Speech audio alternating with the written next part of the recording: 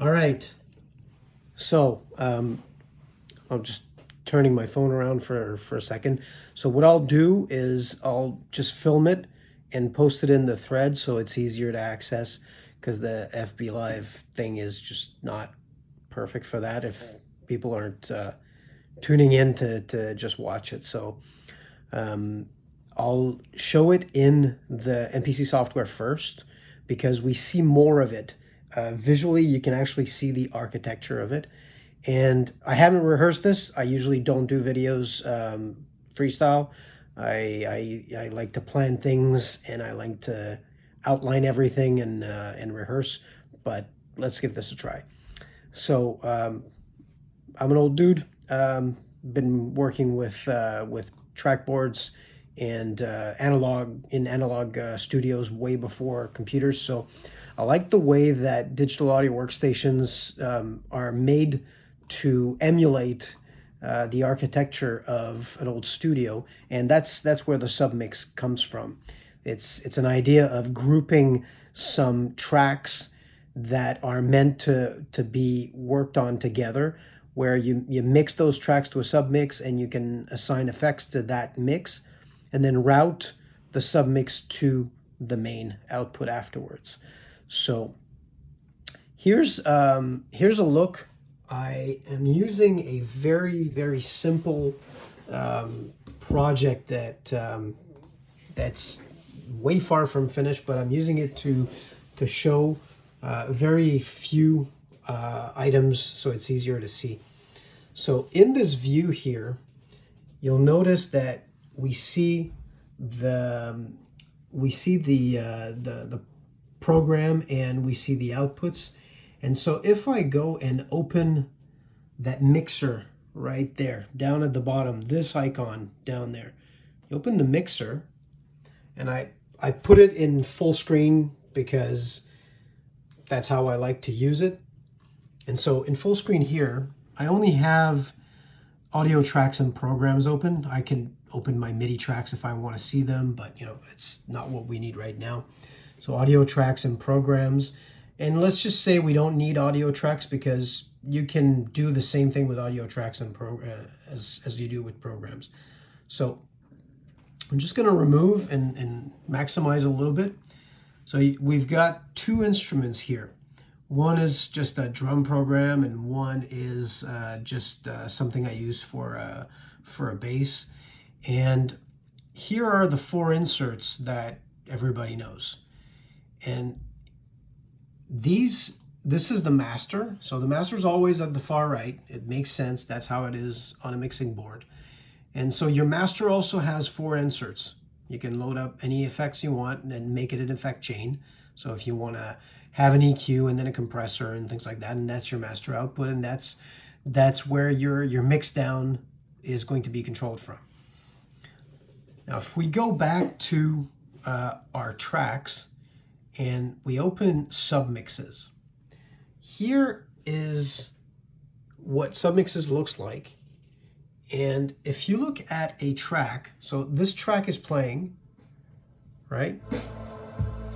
This track is playing here, and the output is going to out 1, 2, which is the main out 1, 2.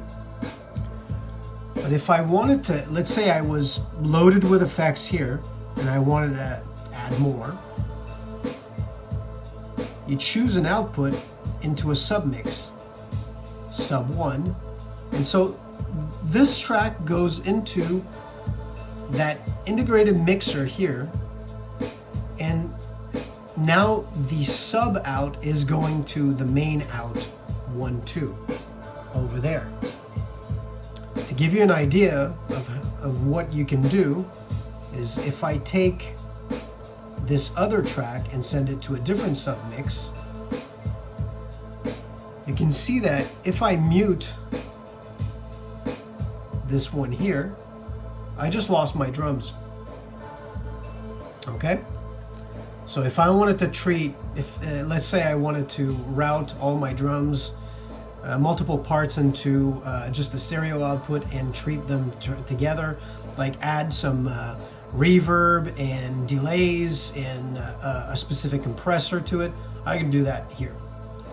So if we go back to this, let's say I was to load up some effects, whatever I want. This would be all full, and then you've got 4 more effects inserts.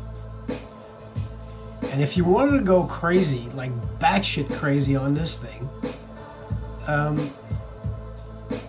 no, you can't. Okay, this does not work like a full-fledged digital audio workstation. Okay, well, this is what happens when you film live. I never needed to use this, and now I know that the submixes can't be daisy chained together. So scratch that, scratch what I just said. And so here you can load up all the effects you want. It's going into this track, into this submix. You can load up another 4 daisy chained effects, and it's going to work in there. It's getting mixed in the out 1, 2. If you wanted to go even further using submixes, you can, let's say, I'll bring this back to the main output. All right, and we'll go and, no, not audio tracks. We'll go and route all of the different paths. So you can choose to route individual paths to your submix. This is how you do it in the studio.